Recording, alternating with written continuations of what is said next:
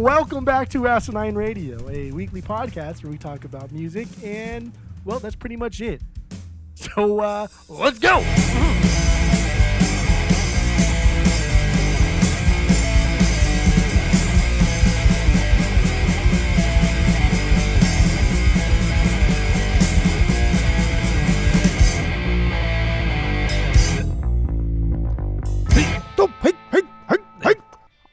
This is Asinine Radio. This is the weekly music podcast where every week we get into a different band, different artist, and we listen to all of their records and we rank them from worst to best. We give our biggest banger from each of them if we have one, possibly some stinkers. I don't know. Normally, before we do all this, though, we do our 6 Degrees with Tom DeLonge. I didn't do it this week. Been a long week. A lot of music to listen to. Did you do 6 Degrees? We really should get back onto the routine of doing it. I forgot. I didn't do it. Yeah. It's been a big week. So yeah, while you're listening, go to Spotify, Apple Podcasts, give us 5 stars. All the social media is at Asinine Radio, and my name is Tyler. And way out there, hundreds of miles away, is Jeff. So now that we have the boring intro out of the way, we're not doing the 6 Degrees with Tom DeLonge this week. We're doing Fleetwood Mac, and we listened to all 17 of their records. And we rank them, and let's just start with, some of these we're going to get through really fast because they're just some trash fucking albums. Uh-huh. So come on, you got to be kidding me. There's no way you liked, we already talked about this anyway. What's the worst Fleetwood Mac album ever? I really do think this is their worst. This was incredibly tough to get through. Behind the Mask, they're 15th at the turn of the 90s. This was, I almost didn't finish this. Actually, I didn't finish this. The last 3 or 4 songs, I just nah, fuck this. This is just talk about the most generic sort of 90s dad rock imaginable. Every song on here sounded like a shitty cover band in a shitty bar on a Tuesday night trying to recapture their youth, right? Dads in skinny jeans and AC/DC shirts. Good Lord. They are definitely missing. And I'm not even going to because I'm not going to praise this guy as much as other people do. I kind of actually will. So, but they are definitely missing Lindsey Buckingham on this record. This record is fucking garbage. Yeah, I agree with you on that one. It's not my number 17, but yeah, it's a bad record, man. So, no banger, obviously. No, sir. My 17 is their album Time, their 16th album from 1995. This is the first one they did without Stevie Nicks. After she'd been in the band for 20 years or something like that. And they had these 2 new people, Becca Bramlett and Dave Mason. I guess Dave Mason's from the band Traffic. Dude, Dave Mason's so good. But this is not good. This is just trash, man. I think a lot of Fleetwood Mac is mediocre to just trash. And yeah, this is it. There's nothing redeeming about it. It's just straight boring. I don't even remember anything about this record. It's just nothing at all. It also got shit reviews, didn't chart at all. One of their only records to never chart. So yeah, this is terrible. Time is a terrible, terrible record. Okay. So what do you got for the 16? Tango in the Night, their 14th record. Okay. Yeah. This is funny because this motherfucker right here, this sells so well. Every time we have this record in the store, we put it for 15, no sense. $20, fucking gone. But it does make sense because this is carried by 2 fucking massive singles, Everywhere and Tell Me Love, Tell Me Sweet Little Lies. Dude, those are Paula Abdul sounding garbage pop songs. That's a fucking joke. Listening to this record, I had no idea those songs were even fucking Fleetwood Mac. Yeah, I had no was idea. Shocked. Yeah. I legit kind of look at my fucking phone and be no way, dude, this is not Fleetwood Mac. They would not do this. And it was remarkable. This is whatever. I think this is the classic era of Fleetwood Mac. There's really 3 eras, right? The Peter Green, Bob Welch, and then the classic era that we all know of Fleetwood Mac. And this is the classic era. They're fractured. They're ready to call it a day. I think Christine really saves what any kind of hope this record had. Because Stevie Nicks just phones it in, and Stevie Nicks is great, but I don't know what you're fucking smoking over there because Christine blows her out of the water, and that says a lot. That says a lot because Christine is not talk about vanilla, but dude, we'll get into that later. That's wrong, dude. Oh, she absolutely is. This is not their worst output, because I think Behind the Mask is fucking trash, but this is not good at all. This is also Dad Rock does 80s, just with female vocals now. And God, man, I just cannot. It fucking irritates when people buy this shit. And I ask them, like, do you really like this? Like, yeah, I love. And then they say everywhere, oh, I love Little Lies. I say, okay, that's fine, I guess. At least you like something on it, right? At least, fucking A. Dude, Little Lies is a garbage fucking song. That's a joke. That's a joke song. Yeah, that's like their Happy Holidays, You Bastard song. That's a fucking joke song, right? That's got to be a joke song. Is it's it? Terrible. I don't know. Well, yeah, the whole record's fucking terrible. It's a joke. But so really, my bottom three really, they could all be interchangeable. Well, my bottom two are interchangeable. So my 16 is Behind the Mask from 1990. This is what's called adult contemporary. And if your fucking music is being lumped into that genre, it's going to be fucking bad. Like, I would try at all costs not to make a record and call it adult contemporary. It just sounds just so bland and like the most vanilla of a vanilla sounding genre. It's disgusting. And that's what this is. And when you hear it, you're like, yes, this is adult contemporary, but you can't place what that actually means. You just know it when you hear it, if that makes sense. I mean, it's true. It's terrible, man. There's some just absolutely horrendous ballads on this one. There's like some weird pop country shit going on. This is just so fucking bad. I mean, because like Time was just straight up bad and forgettable, but this one, Behind the Mask, really sticks in my mind because it's just so over the top bad, and it's just crazy that anybody thought it was okay to put this record out. And yeah, this is the first without Buckingham, and I'm not even a big fan of Lindsey Buckingham, but goddamn, dude, this is just horrendous. So Behind the Mask is my 16. So what do you got for 15? 15, Time. All right. Okay, so we're pretty much on the same. There's one reason alone that Time is this high, and that's Dave Mason. Dave Mason is a guy that has been around for a long fucking time, and he is just, dude, he's been shit on constantly. He releases solo albums that are just not well reviewed. All of his guitar work is just like, nobody really talks about him that often because he's always overshadowed by a better songwriter in whatever band he's with. And so it's just, it sucks to be Dave Mason, really. But the guy fucking is a great, great guitarist, dude. He's so underrated, man. Just like Bob Welch. Dave Mason is so fucking underrated. He is phenomenal in like songwriting. He's a phenomenal guitarist. And I think the only other person that I think like really doesn't get their due is Steve Winwood. Steve Winwood, like that guy is one of the greatest songwriters of all time. So both of those dudes, like especially Dave Mason, that's why Time is a little bit higher. But this is at their worst, Fleetwood Mac can kind of be just good, solid kind of middle ground pop rock, right? You throw it on, it's not great, but like whatever. Like I'll wait till the next song and see what happens. But like my bottom three, we're not even there yet. Like we're not even at the good, just decent filler pop rock that is Fleetwood Mac. Oh yeah. Like this is just dumb, dude. This is dumb. And again, man, Dave Mason just taking these jobs that you have dude, this is not like, you're not going to win this one. You're not going to like come back from fucking Behind the Mask. You're not going to come back from Tango in the Night and reinvent the wheel for Fleetwood Mac here. And they have the whole like adult contemporary thing going back a little bit. Like Fleetwood Mac kind of, they didn't invent it, but they were the ones to kind of like, oh yeah, that's adult contemporary. Because Rumors is fucking adult contemporary. I guess, it kind of is. A little psyche at times, but like really adult contemporary is just soft rock with very, very strong melodies. And like Rumors is that, but it's just a good version of that. Like, yeah, the Eagles, you can kind of say that. You can say Chicago's kind of adult contemporary, but Fleetwood Mac really never fit, especially the classic era of Fleetwood Mac, never really fit into a specific genre. So adult contemporary is it. But god damn, dude, did they fucking ruin that genre? Did they run that thing right into the fucking ground with 14, 15, and 16 records? Ugh. Garbage. These three are garbage. Yeah, seriously. Everything else after here is at least somewhat enjoyable in some capacity. Nah, I can't even say that right now. But my 15 is Tango in the Night from 87.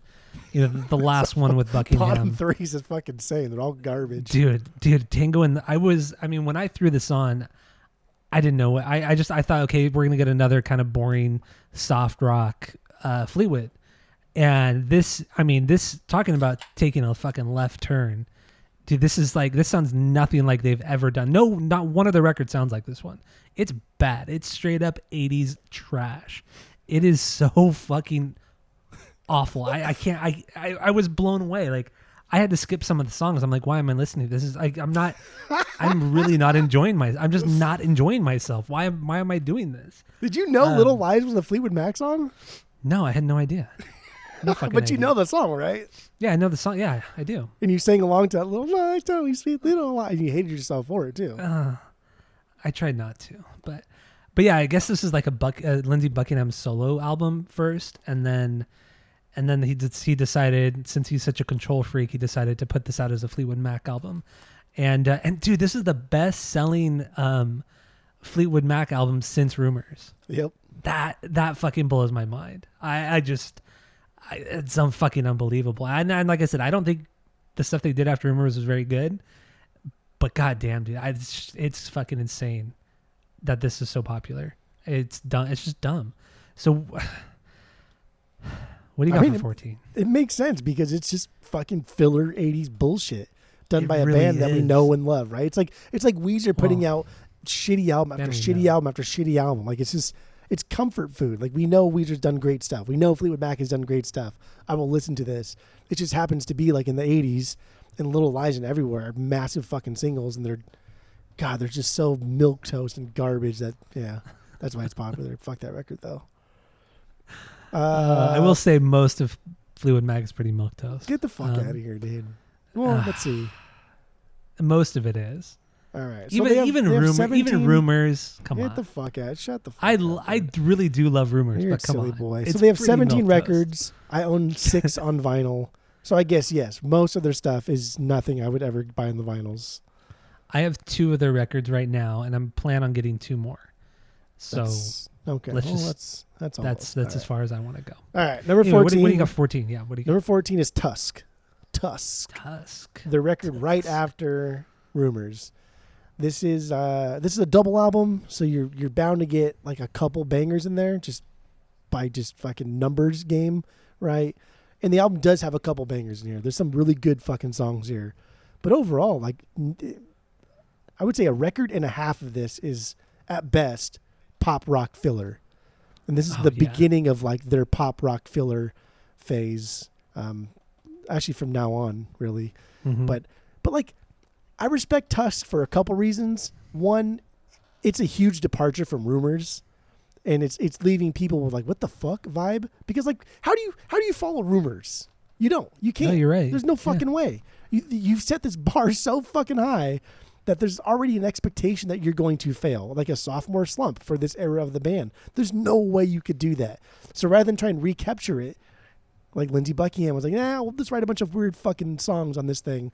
But like, focus on those songs because there's some really quirky songs on this thing that he could have focused on, that they could have focused on, and made this abstract Pinkerton-esque record that is so far removed from Rumors that, like, 30 years after it came out, people look back on it like, oh, actually, that was like their best fucking record. But no, they went the pop rock filler route, and that's what fucking irritates me the most. But whatever. And it's kind of funny too, because this is dude, I think we have 7 copies of this in the store. We cannot fucking give this record away. Nobody buys this shit. I mean, it's too long. It's like an hour and 20 minutes long. It's stupid. I think I had like 2 bangers on this. I had 3 songs that were okay, and the rest they just could have been one fucking song. I have no idea. Yeah, I had 1 banger off Tusk, which I'll get into later, but damn. Okay, so that was your 14. My 14 is Say You Will, their last record, 17th record from 2003. No banger on this one. It's fucking 18 songs. It's a long record. This is the Rumors era lineup minus Christine, which is a good thing. I really don't like Christine Mac. That's just Christine fucking silly. I wouldn't say this album's bad. It's just it just goes nowhere. I still am not a huge fan of Buckingham, and it's forgettable. Honestly, it's not bad. It's just forgettable, and really, that's all I have to say about this one. It's just completely unnecessary. Didn't need to be made. So Say You Will is my number 14. So what do you got for 13? Right. 13, Mirage, their 13th record from 1982. This is just more mid-tier filler. Don't care. Feeler? Nothing on here. Feeler.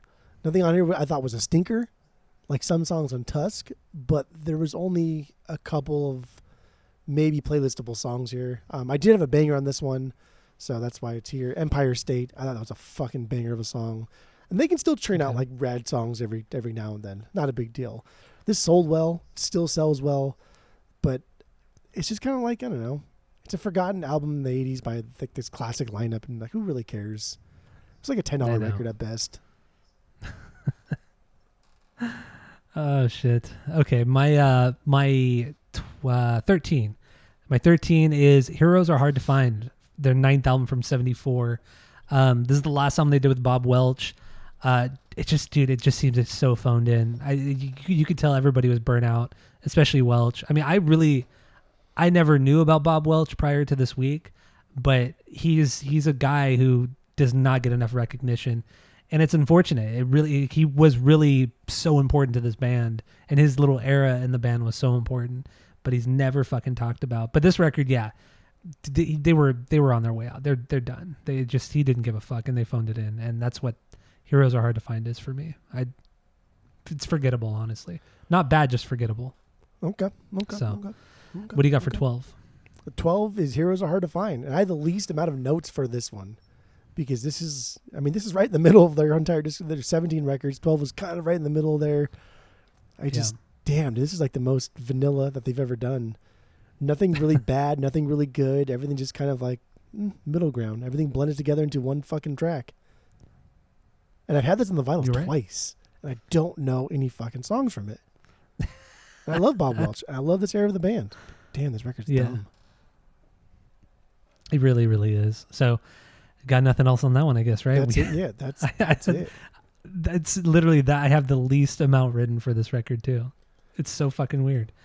So my number 12 is Tusk from 79, the double album that we just talked about. I agree with you. It's almost all filler. And I think Buckingham was so like out of his mind on drugs that he just didn't know what he was doing really. And this record also cost like over $1 million to make in fucking 1979. And it took like a year to write and record. And what's crazy to me is that this album was considered a failure because it sold only 4 million copies in its first month. In its first month, it sold 4 million copies. And that is a failure. That fucking blew my mind. Yeah. I couldn't believe that. I just expectations from rumors. Like that's exactly dumb. But goddamn, yeah, it's just such a, even like the album cover, looking at the album cover, I've never ever seen that. Never seen that album cover. Yeah. It's a dumb fucking record too, like internally. So it's not a gatefold, but you stick all the records in one slot, and then each record comes in its own little jacket. But there's also 2 extra jackets in, so there's 4 jackets total inside the record itself, or inside the overall jacket that holds everything, and it's a fucking nightmare, and I hate it. So it's 4 LPs. It should be. It seems like it should be 4 LPs, and people always like, is it missing 2 records? Like, no, there's just 4 fucking inner sleeves for that thing. Oh, that's weird. It's funny. Somebody actually bought one today. Yeah. Poor guy or gal. Yeah. Yeah, that's stupid. Anyway, that was my number 12. What do you got for 11? Penguin. Wah wah wah wah wah wah. This is Bob. Oh, it's the 7th record. It's Bob Welch era Fleetwood, so it's at least enjoyable in some capacity. Because, like you said, dude is fucking massively underrated within this group. Yeah. And he's not the best thing that's ever happened to Fleetwood Mac, but he's kind of also the best thing that's ever happened to Fleetwood Mac. So it's solid pop songs with blues-inspired guitars with a more contemporary feel to them. And that's kind of what Bob Welch does best. Rhythm section really did a great job at keeping up and being semi-interesting, which they never really are. But that's not their job. I get it. Fleetwood and Mac, they do what they do well. And damn, dude, they groove together super, super well. They do. But it's never that exciting. It's just not the best from this lineup, at all. And so that's why it's here. All right. My 11 is Mirage, 13th record from 82. I mean, this is them trying to throw back to Rumors because Tusk was such a failure, so they threw it back to making more like pop centric songs and more straightforward stuff. But I mean, it doesn't hit nearly as hard. I mean, the craziness behind the recording of Rumors, which we'll get into later. I mean, they weren't going through that same shit on this record, so it kind of makes sense. My banger would be Gypsy, just because, you know, I don't know. It's a fine song. It's a good song. Gypsy's fine. So Mirage is my 11. I really don't have much to say about this. I think it was just kind of a boring milquetoast version of Rumors. So what do you got for number 10? Number 10, Say You Will, dude. Are you kidding me? Are you joking my ass right now? There's only one fault on this album. The only fault on this album is its length. I agree. It's fucking long. And the songs are long. And it's like, dude, we got Rumors in like 35 minutes. Yeah. Like, it's 35 minutes. Those melodies, like any other band would have stretched those melodies out to 4 or 5 minute songs and just fucking bled that thing dry. Say You Will is long. Like, why is it so long? But sometimes I felt this was sort of like 90s indie rock. And then other times I felt like it was super fucking proggy. And the genre hopping they did on this, they have never done before except for one album. The only other album they've done this on is Killin' House. And the only other time they've done like that kind of genre hopping, that kind of like eclectic grouping of instrumentation. And I really did enjoy this album. Not nearly enough to buy this on the vinyls, mind you. And I'll probably never listen to this again. But I really did enjoy my listen through on this one. I didn't skip any song. I listened to the end. I just thought it was way too fucking long. Yeah, definitely too long. And the genre hopping, I don't hear it so much on this record, but definitely on Killin' House, which we'll get into. And that's something, dude. That's something, dude. All right. My number 10 is Future Games, fifth record from 1971. This is the first one without Jeremy Spencer, first with Gary Welch, and Christine. There's just a lot of the blues stuff is gone at this point. They're definitely taking more of a pop approach, a lot more acoustic stuff here. Some good solos and leads. I mean, that Welch is great. The songs aren't super catchy or noteworthy. There's some good psych stuff, some Pink Floyd sounding stuff, which is Welch, but it's just, I felt like it fell a little flat because I felt like Welch hadn't got into the groove yet with the band. So that's really that's really why it's as low as it is. I just feel like he hadn't found his groove yet. And it definitely gets better after this, for him at least. It gets so much better.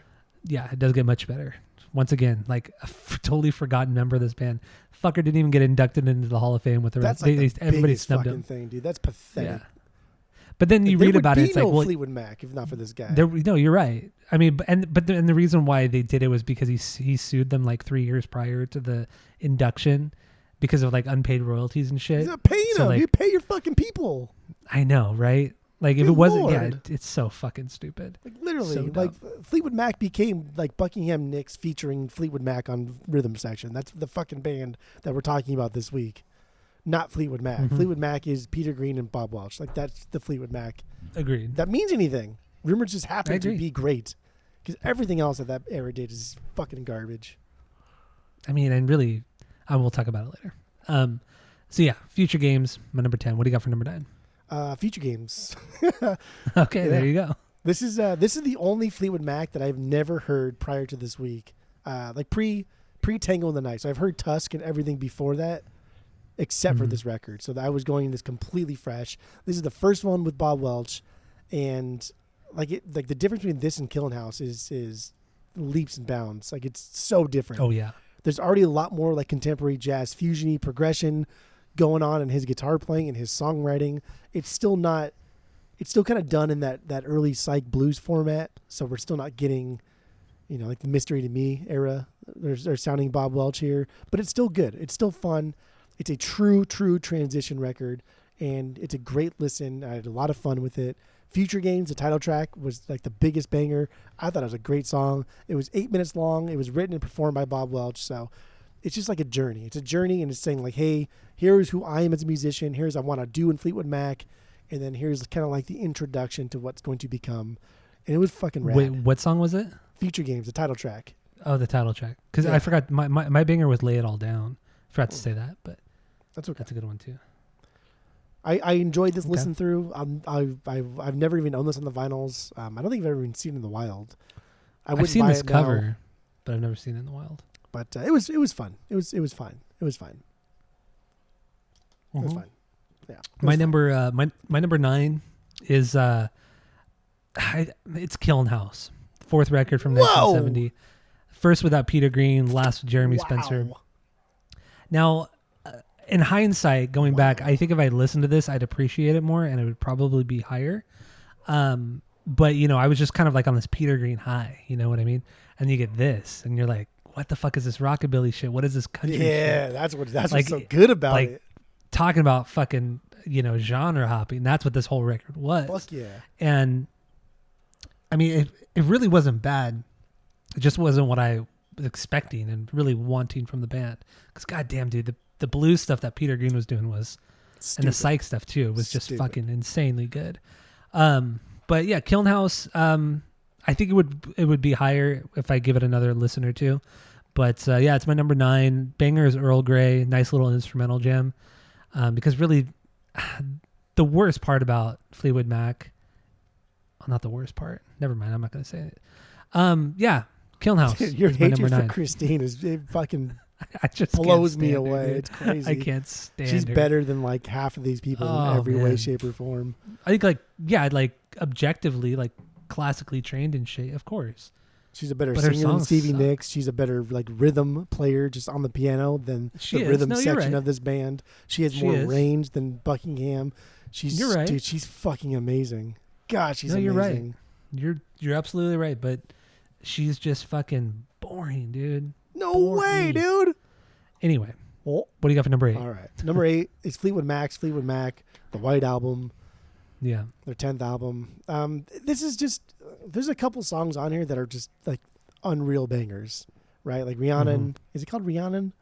That's obviously like top notch, like Fleetwood Mac songs. I'm So That's Afraid. one of the most popular songs. That's like the most psych like Lindsey Buckingham ever got. The rest of this album I think is just like filler, and it's kind of weird because it came out before. But I think this is like B-side Rumors. This is like shit that for should sure. have been on Rumors, but it's not nearly as fucking good. And what really knocks us down is Landslide. Dude, Landslide is like the worst thing Stevie Nicks probably has ever done. That is not a good song. Her don't even remember her that song. vocals, dude. If you know that, if you heard the way she sings on that song, you'd be like, oh, yeah, that's kind of fucking annoying. I do not like the way she sings on that one at all. And I'm not a big like Stevie Nicks fan, aside just how she just like is beautiful from day one to like today. But otherwise, I just do not like the way she sings. She's the weakest part of this band. I cannot. Okay. Ugh. All right. So my number 8 is Penguin. I do want to start this out by saying, what a stupid album cover. I fucking It's hate the this album cover. worst. It's the worst title It's and it's so the worst bad. artwork. It's a fucking joke. Oh man, it's so bad. So yeah, the 7th record from 1973, and I like the Welch stuff a lot. Like the song Bright Fire and then the song Revelation, just absolute fucking bangers. It has like Revelation has that Santana thing going on. The bass is fucking killer in that song. Bright Fire, has a lot of Pink Floyd thing going on, but that's kind of like what Welch I think was kind of going for a lot of the time. Some twangy guitar on that one too.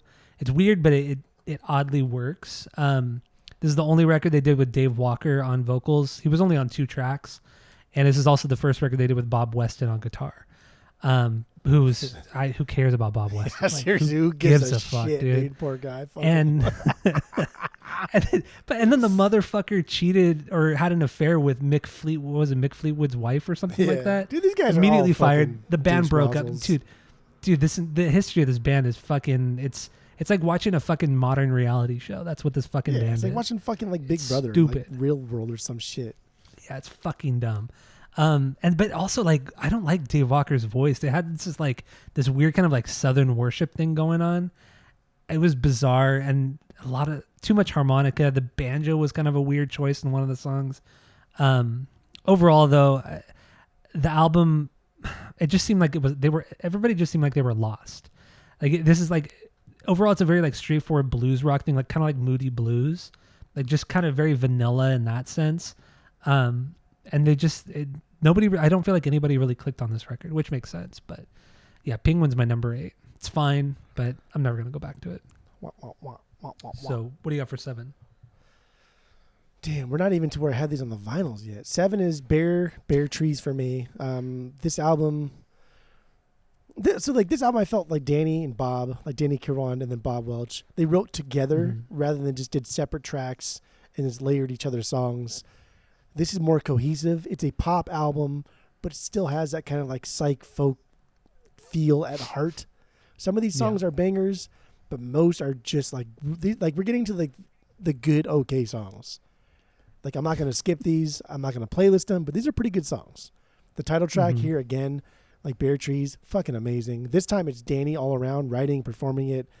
That was a phenomenal fucking song. That one threw me for a loop, and I had to like re-listen to it again because it got me in the feels. Like, oh, that was a good fucking song. I'd do that one again. The Bare Trees is good. I've had this one on the vinyls a couple times. Never going to get it again. Not that good. But everything after this, Baby Boy, I got in the vinyls, and I'm keeping it. All right. For now. My number 7 is Fleetwood Mac's Fleetwood Mac. Their 10th record. God. Their 10th record from 1975. Now, I was honestly very disappointed. I mean, obviously, I've heard Rumors a million times. It's not great, right? It's not great. Yeah. It's like, but this album is so fucking popular. I don't get it. I was disappointed. Yeah, it has Stevie Nicks' like iconic voice, but she's barely on it. She's like on 2 songs or some shit like that. Buckingham, whatever. He's less of a bluesy player, which we'll get more into. He's more of like a classically trained kind of guitarist. I don't know. He's a banjo player. He played the fucking banjo. Yeah. I just don't care about Christine's voice on this. It's just plain old people. I can't believe this album is so popular. I don't get it. My banger though is Rhiannon. Oh, I mean, it's a fucking classic. It's a goddamn fucking classic. It's such a good song. Otherwise, yeah, this album is fucking dumb. It's so disappointing. And really, how much I don't like that record. And really, the only reason it's as high as it is because of Rhiannon, and like I think there's like 1 or 2 other singles that are super popular, but I can't. Landslide is like the biggest Stevie Nicks song of all time. Like I know it. I can't. Yeah. But anyway, yeah, Fleetwood. Fuck that record. This record, it's whatever. Let's move on. What do you got for number 6? Killing House, man. Killing House. I love this record. One. I fucking love this record. This is a banger of an album. This is the first time we get Christine in the group, and she designed the cover. She did backup vocals, some keyboard shit. It's cool. It was just kind of like there to help things along when Peter Green like took off and lost his fucking mind. I think this may be like their most underrated album because it's not any like specific era for the band, but it shows that like Jeremy Spencer could step up and fill the shoes of Peter Green, but not be Peter Green. And this is not like it's not the greatest Fleetwood Mac. It needs a lot of polishing, but it's a great album. And they do a lot of things here. They're fucking lost. They're like, hey, do we do like 50s rock and roll covers? Do we kind of get more into the psychedelic stuff and then play on? Do we move forward and do like more pop contemporary stuff? Everything is on this album. It's just a fucking mess. But every song on here I think is at least fucking pretty goddamn good. And you know what's love fucking this album so much. Do you know what's so fucking crazy? By the time they put Killing House, they'd only put out their first record in 1968. Killing House came out in 1970. So they did 4 records in 2 years. It's like when you think when you're kind of like casually thinking about it, I always think, oh yeah, this is like over a 10-year span. But no, this is 2 years. Less than 2 years. Dude, that's what's so crazy about Rumors, right? Is because that was like their 11th or whatever fucking album. Like this. 7 years into their career. Or no, wait, 9 years into their career. Only 9 years, but 11 records deep. That's insane. Insanity. It's fucking bizarre. Like I said, this band is not Fleetwood Mac. This band is 3 different bands, and especially like the Buckingham Nicks era. Did you listen to the Buckingham Nicks album that I told you like 15 times? No, I didn't have time. I really just I wish you to listen to it. That way you can just shit on it because people love it. I'll shit on it anyway. It's fucking dumb. It's not a good album. I wanted to listen to that, and I wanted to listen to that really famous Stevie Nicks solo record, the one with where like that purple cover where she has the dove. Yeah, with the dove. Dude, we saw that motherfucker all day long, dude. That record's boring as fuck too. I did want to listen to it, but I didn't get around to it. Damn, Buckingham Nicks, man, that record is just like, what the fuck? and that motherfucker sells for like $70, $80. Ugh. But anyway, Killing House, I love this record. I'm not purging this motherfucker right here, and I like it. And it's their best cover too. I love this cover. Love the cover. I love it's a this great cover so much. I love this cover. That I love cover Mr. and Wonderful. Mystery to Me. No, I don't like Mr. Wonderful. It's a weird It's looking too dude. weird. Yeah, it's too weird. But Mystery to Me, that's another cool one too. It reminds me of the Tarkus cover from ELP. Yeah. But yeah, so my number 6 is Bare Trees, 6th album from 72. This came out only 6 months after the Future Games, after that record. They were just popping out these records like it was fucking candy. The last album with Danny Kerwin before he had a fucking mental breakdown right before a show, and then he was fired. Refused to go out. Like, reading the whole story, it's like, dude, you're fucking... Yeah, you're like 22 years old, but you're still a grown-ass adult. Yeah, dude, and you fucking... Sure. It's like... I mean, I get it. Like, yeah, obligations. He was like on like... boy. I mean, I get it. He had a huge drug and alcohol problem, but it's like, God damn, dude. And he never recovered. Danny Kerwin never recovered. Neither he was did Peter homeless Green. the whole rest of his life. They both never recovered. Jeremy Spencer. Yeah, but Peter Green fucking crazy too. Yeah, but Peter Green he wasn't like fucking homeless living in the park in London, you know. Yeah, but like, Danny Peter Kerwin, Green straight lost his mind. No, he did. He was never the fucking same. That trip for him when he was, I think it was Munich or Berlin or something. He had like a fucking crazy acid trip or some shit. But yeah, I don't know. This album, Bare Trees. Some of the blues rock is back on this one, a little less pop oriented, which was nice. More experimentation. It's a good record. It's fine. I mean, I wouldn't get this on vinyl, but it was a good listen through. I have no issues with it. The Ghost is my banger off this one. Has kind of like a haunting feel to it with all the flute. I love the flute on this. The percussion was a little bit different too, so that was cool hearing just hearing something different. Honestly, it was just a very different sounding song for the band. And yeah, Bare Trees. This is a pretty cool cover too. I like the album cover too. But I don't know. This is like another transition record for the band. Like Danny Kerwin fucking lost his mind. So yeah, 6 is Bare Trees for me. What do you got for number 5? Number 5, Mystery to Me. Their 8th. This is like the best Bob Welch record that he's done with Fleetwood Mac, and it's kind of funny because like Bob Welch, we get in the record store a lot, and all of his records are pretty much like $3 records. And I listened to songs here or there over this past week, and it's just like, nah, man, like I'm sorry, dude. You're like Dave Mason here. Your solo records just aren't. They don't do it for me. But Mystery. That's what I was going to ask you about, actually. Yeah, they don't. They just like I don't want to shit talk Bob Welch because I fucking love Bob Welch in Fleetwood Mac, but his solo stuff is just boring as shit. But dude, the guy is a perfect pop guitarist. He's a perfect pop songwriter, and he can blend that shit so perfectly with all of his leads and all of his melodies, and he can put blues in there and psych and jazz and all of his cool like progressive things. And Mystery to Me is that perfect record, that perfect combination of everything that Bob Welch does best. And it doesn't really get like great reviews, but it gets like decent reviews enough. But like the biggest thing for me is that he's able to like not let Bob Weston take over and fucking ruin this thing. Because no offense to Bob Weston, but like get the fuck out of here, dude. If you're not helping, you're just hurting. If you're not if you're not helping, you're hurting. Get the fuck out of here. And so that's what I think is so iconic about this one. And I do love this record or this cover art too. It's so stupid. It's so stupid. It is. Man, dude. And like Bob Weston has no fucking like song credit here where he sings like lead vocals. It's all Bob Welch. It's all Chrissy McVie. And that's why I like it too, because I love her so much. She's God, I love her vocals. I love her piano playing. I love her dynamic. I love her nuance. I love everything about what she does. So I like the nuance of her stuff, like a lot of the background shit she does. But I mean, vocally, that's the difference between like a classically trained like pianist vocalist between just like Stevie Nicks, who just has a pretty good voice. Like Stevie Nicks does not have a great voice. She has a pretty good voice. Like Christine McVie also doesn't have a great voice. But it's pretty good. but she knows how to use her voice. She knows how to like use her strengths and her weaknesses to benefit what she's trying to convey. Stevie Nicks just does not have that. And Christine does have that because she can play the piano. She knows how to prop herself up on the low end, and she knows how to like prop herself up on the high end. But Stevie Nicks pretty much just hits that like mid-range all the time. And it's fine. But man, she hits that vibrato thing sometimes, and that shit's annoying.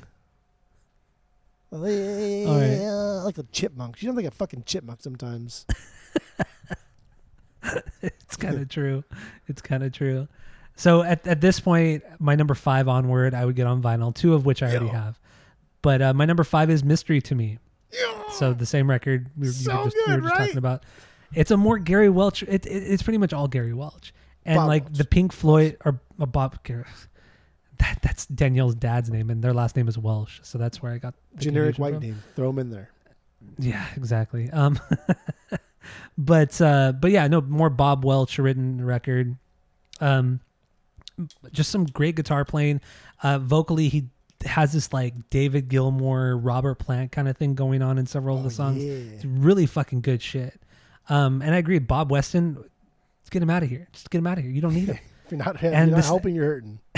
Exactly. And this is the cycle, the album cycle where he had an affair with Mick Fleetwood's wife while on tour, and then immediately fired, and then all that shit. But no, I think this is a really good record. I would get this on vinyl. Love the album artwork, like I said earlier. My banger is Miles Away, just an upbeat song, super driving bass line the entire time. Really solid blues guitar leads, some solos in there, solid harms too. It's a killer fucking song. And overall, it's a really good album. Definitely not their best, but it's solid stuff. Solid stuff. So Mystery to Me, my number 5. Yes. So what do you got for number 4? Number 4, Mr. Wonderful, their second album, Okay. 1968. The cover that you hate so much. That's Mick Fleetwood on the cover, looking ugly and scary ugly and as weird fuck, and man. fucking just weird, dude. It's a weird cover, but I just got a copy of this the other day, as we talked about last week on the pod. I got an OG UK press of this, clean as fuck, and I'm over the moon because I love this record.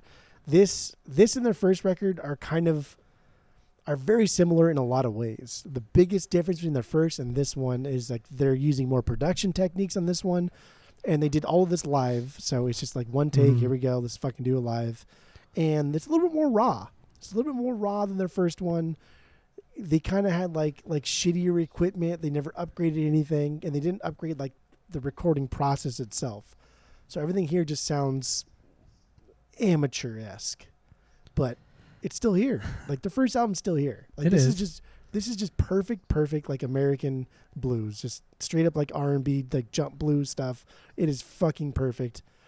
Peter Green, we'll talk about him a lot, but Peter Green, my God, the guy's like crept into like one of my favorite guitarists of all time. Like I love everything. Absolutely he does. incredible guitar player. And I've been smitten, and I've been over the moon, and I've been going back and listening to like his shit with like John Mayall and everything else he's done, and I cannot get over it, and I cannot get over Mr. Wonderful and the Peter Green era of Fleetwood Mac. There we go. Number 4. All right, my number 4 is also Mr. Wonderful from 1968. And you talked about, not upgrading their equipment and all that kind of shit between the first record and this one. But I just double checked and looked. The first record came out in February 1968. This record, the second Mr. Wonderful, came out in August 1968. Yeah. So it's like 6 months. 6 months later. Year. Yeah. Within 6 months, they put out these 2 records, and yes, definitely there's a difference in sound. They have a horn section now on this record. They just mic'd up a room and said "fucking play." Nothing else. Nothing was singled out. I don't even think there were really any overdubs on this record. It was very, very thrown together, and really the reason why this one sits as low as it does is because I don't like the horn section. I don't think it fits the band the way it should. Like it's more distracting than anything else. Like Peter Green should have shined. I mean, he was great on this record, but he should have shined more. I feel like the horn section it really kind of held him back. But still a really, really awesome record. My banger is Love That Burns. Just a fucking slower jam, very bluesy piano that plays. And dude, Peter just fucking wails on the guitar, ton of emotion. So that song is an absolute fucking banger. Mr. Wonderful is my 4B, or my number 4 here. Yeah. So, what do you got for number 3? Number 3. This is tough, honestly. My 3, 2, and 1 was tough. I was like, should I go the route of like subjectivity and then do my favorites, or should I be like objective and say this is like objectively their best record? But ultimately, I fell back on our Discord chat with friend of the pod Skip, and how the rankings are more subjective and the episode itself is a little more objective. So I'm putting Rumors at 3, baby. I'm putting Rumors at 3. I don't give a fuck. That's my number 3 as well. Yeah, that's my number 3. So what do you got for number 2, dude? So like this is I can't, like, you know, my number 1. I just fucking love that record. But their first record, Fleetwood Mac. That's my 2, my number 2. Also known as Peter Green, Fleetwood Mac. This is just straight up blues, no frills. Yeah, this is very American 12-bar blues. But like how Clapton got us to pay attention when he was also in like John Mayall's group, Fleetwood Mac took it further. Peter Green was also in John Mayall after Clapton left and just took things further. Here we have heart. We have everyone bringing something unique to the table. The rhythm section of this band may not always be great, but Fleetwood and Mac are fucking like Mark and Tom status. They are attached at the hip. They play so well with each other. It's usually pretty amateur, but my God, it's like one person just doing 2 parts at all times. And you watch like live performances of them, you hear like old like Boston recordings of them. I think like the Boston recording is like the quintessential recording of them doing live stuff in the Peter Green era. It's like, dude, these guys are one dude playing 2 parts, and it's unreal. And the slide guitar here, it's like fucking Elmore James, who like George Thorogood took everything from. When I love it. But Jeremy Spencer makes like the sound bounce from gritty and like nasty to just like silky smooth. Like Jeremy Spencer is unfucking real. He's amazing. And the only reason why he's overshadowed is because Peter Green is like, he's the GOAT of Fleetwood Mac. He's one of the greatest guitarists of all time. And it's incredible because his tone was like something that even B.B. King was smitten with. B.B. King said like, dude plays blues better than Clapton. Like, get the fuck out of here. I mean, mind you, we all know Clapton's pretty overrated, but to get that kind of recognition from B.B. King is next level. Honestly. And like, yeah, we shit talk Clapton a lot, but Clapton's top fucking 20 guitars. He is a good easy peasy. It's just his songs aren't very good. It's just his songs aren't very good. But like, I don't know, dude. Peter Green is just, I fucking love this guy so much. But like Merry-Go-Round on this album, that's like my favorite. That's a Peter Green song. That's one he did. It's 4 minutes long, and the difference between like I think Lindsey Buckingham is a phenomenal guitarist. I think he's easy top 100 of all time. He's amazing. Yeah, he the is. Difference between the two, because he's a banjo player. Like he started playing the banjo, and so he's hitting a lot of notes. He's doing a lot of things to kind of build up to something, or just kind of like add a lot of noise into a section.